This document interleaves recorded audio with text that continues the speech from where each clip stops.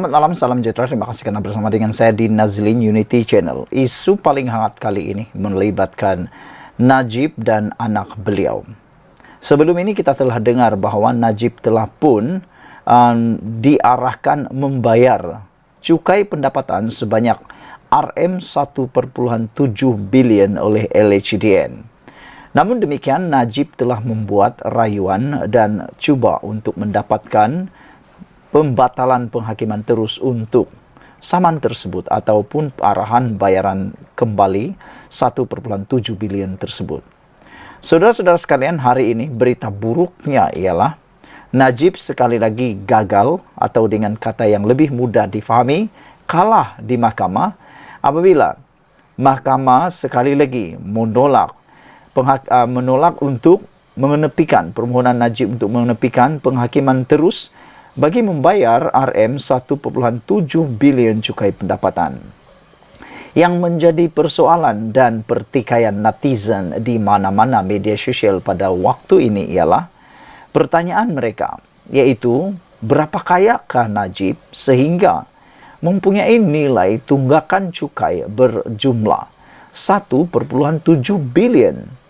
Bayangkan, kalau cukai pun dah berjumlah 1,7 bilion, kata para netizen, mereka menganggarkan berapa sebenarnya pendapatan Najib sebulan untuk waktu tersebut. Inilah yang mendorong para netizen membuat kajian sendiri untuk mendapatkan berapa sebenarnya pendapatan Najib. Karena untuk makluman Anda semua, pendapatan ataupun cukai yang dipotong itu atau perlu dibayar itu bukanlah jumlah pendapatan mereka, tetapi hanya beberapa peratus daripada jumlah pendapatan bulanan atau jumlah hasil atau jumlah kekayaan seseorang itu. Sebahagian kecil. Jadi yang sebahagian besarnya itu kita pun tak tahu. Karena cukai pendapatan saja 1,7 bilion. Baik, apa sebab Najib gagal penghakiman terus tersebut?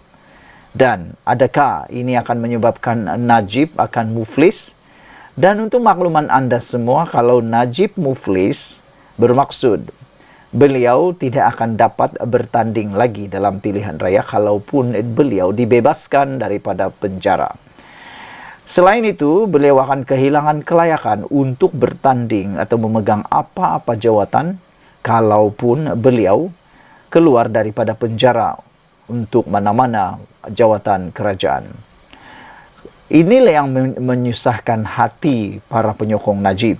Kerana kalau Najib mampu bayar, tak apalah. Tapi kalau tak mampu bayar, dia akan diisytiharkan bankrupt atau muflis dan tak boleh bertanding dalam mana-mana pilihan raya. Mahkamah Persekutuan hari ini memutuskan bahawa mengutip cukai adalah fungsi berdaulat kerajaan. Mahkamah Persekutuan hari ini menolak rayuan Najib Razak dan anaknya Muhammad Nazifuddin untuk membatalkan penghakiman terus terhadap mereka bagi menyelesaikan kira-kira 1,7 bilion ringgit cukai pendapatan yang belum dibayar kepada Lembaga Hasil Dalam Negeri LHDN. Bayangkan, kata netizen, kalau 1,7 bilion itu digunakan untuk pembangunan negara, kata mereka, berapa banyakkah yang boleh dibangunkan di Malaysia, kata mereka semua.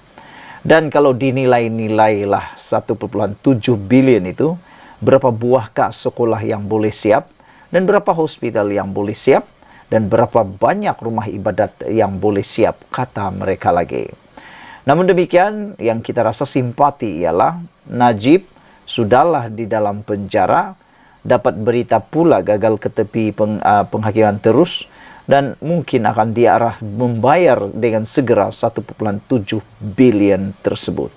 Dari mana Najib nak dapat duit 1,7 bilion itu? Kita pun tak tahulah. Ketika membacakan keputusan sebulat suara panel rayuan, Hakim Nalini Padmanathan berkata, prinsip bayar dahulu, bincang kemudian, tetap berkuat kuasa, dan sesiapa yang berhutang kepada LHDN mesti menyelesaikan jumlah tertunggak sebelum merayu kepada Pesuruhjaya Khas Cukai Pendapatan. Saudara-saudara sekalian, nampaknya kali ini Najib kalah lagi dengan semua hakim yang mendengar rayuan ini sebulat suara menolak keputusan untuk cubaan Najib mendapatkan pembatalan ataupun mengenepikan penghakiman terus tersebut. Mengutip cukai adalah fungsi berdaulat kerajaan, kata ketua kepada hakim ataupun panel hakim, iaitu Nalini Padmanathan. Beliau berkata, Seksyen 106 dalam kurungan 3 Akta Cukai Pendapatan diwartakan Parlimen membolehkan pengutip cukai dilakukan tepat pada masanya. Nalini berkata bahawa Seksyen 1063 dalam kurungan 3 adalah berperlembagaan kerana ia tidak melanggar perkara 5, 8 dan 121 Perlembagaan Persekutuan. Panel rayuan yang dipengerusikan Presiden Mahkamah Rayuan Abang Iskandar Abang Hashim dan ia juga disertai Hakim Besar Malaya Zabidin Diah dan Hakim Mahkamah Persekutuan Mary Lim dan Abu Bakar Jais. Najib dan Nazifuddin mendakwa bahawa penghakiman terus yang dikenakan terhadap mereka menafikan hak mereka kepada perbicaraan yang adil. LHDN sebaliknya berhujah bahawa pihak yang terkilan tidak berhak untuk membentangkan pembelaan walaupun terdapat isu-isu yang memerlukan perbicaraan. Penghakiman terus diperoleh apabila mahkamah membuat keputusan kes berdasarkan afidavit tanpa mendengar keterangan saksi dalam perbicaraan penuh. Keputusan hari ini membenarkan LHDN untuk meneruskan prosiding notis kebankrapan yang dikeluarkan kepada Najib dan Nazifuddin 2 tahun lalu. Pada Julai tahun 2020, Hakim Mahkamah Tinggi Ahmad Bache memutuskan bahawa Najib perlu membayar 1.69 bilion kepada LHDN untuk tahun penilaian dari 2011 hingga 2017. Pada tahun yang sama, Hakim Mahkamah Tinggi Ahmad Zaidi Ibrahim yang kini menjadi Hakim Mahkamah Rayuan memerintahkan Nazifuddin, seorang ahli perniagaan, untuk membayar RM 37.6 juta cukai yang tertunggak dari tempoh yang sama. Pada 9 September 2021, panel 3 Hakim Mahkamah Rayuan yang dipengerusikan oleh Hakim Abdul Karim Abdul Jalil yang kini menjadi Hakim Mahkamah Persekutuan mengekalkan keputusan kedua-dua Hakim Mahkamah Tinggi tersebut. Saudara-saudara sekalian, apa-apa keputusan melibatkan Najib berkaitan dengan pembayaran cukai ini adalah dirisawi dibimbangi akan menjadi duluan kepada mana-mana kes. Jadi oleh sebab itulah adalah amat bertepatan keputusan daripada penghakiman ini, kerana jangan-jangan nanti kalau Najib berjaya menepikan penghakiman terus ini akan pula digunakan sebagai duluan kepada kes-kes yang akan datang. Selain itu, tepatlah bahawa LHDN mempunyai prinsip yang tak akan berubah sampai kiamat, yaitu prinsip bayar dulu, bincang kemudian.